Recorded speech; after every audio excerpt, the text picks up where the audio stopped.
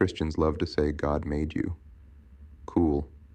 Let's test that with biology, history, and your own book. First, biology. Every human you've ever met arrived through a womb. Not a cloud, not a verse. A womb. Your body was built cell by cell from your mother's blood, nutrients, and breath. You carry mitochondrial DNA only from your mother. Every man begins life on a female template.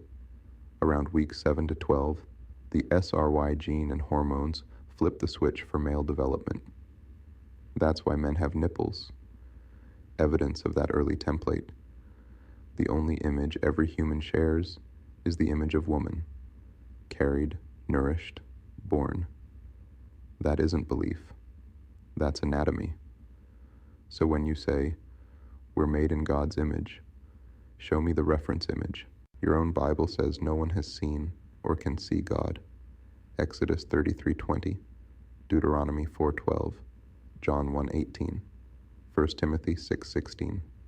It also says, God is not a man, Numbers 23:19, and God is spirit, John 4:3, 4:24.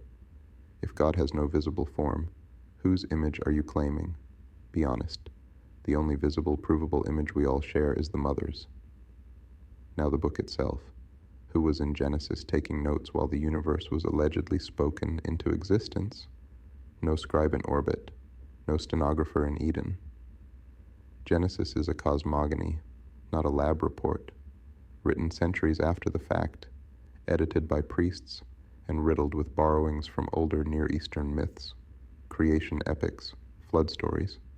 That's literature, not eyewitness history, and the God made you claim collapses under physics too. In the real world, energy isn't created or destroyed. It transforms. You are the transformation of your parents' cells, your ancestors' line, Earth's minerals, and star-forged elements. You're a continuation, not a magic fabrication. If your answer to who made me skips the woman who carried you in favor of an invisible being you've never seen, that isn't spirituality. That's programming. Let's add the Bible's own admissions about belief versus knowing. It glorifies not seeing. Faith is the evidence of things not seen. Hebrews 11:1. Blessed are those who have not seen and yet have believed. John 20:29. We walk by faith, not by sight. 2 Corinthians 5:7. Translation: You don't know, you hope. But biology isn't hope. Birth isn't hope. A mother's labor isn't hope. It's fact. So explain this. If no one can see God, how do you claim his image?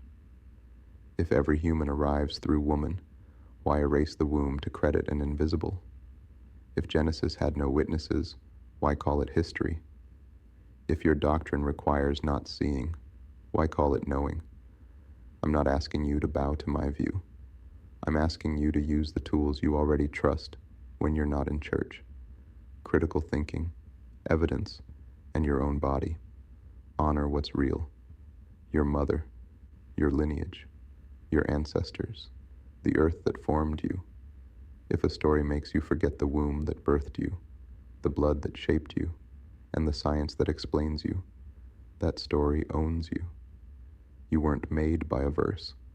You were born of a woman, carried by a lineage, and powered by the same energy that lights the stars. That's not disrespect, that's reality. Let that sink in.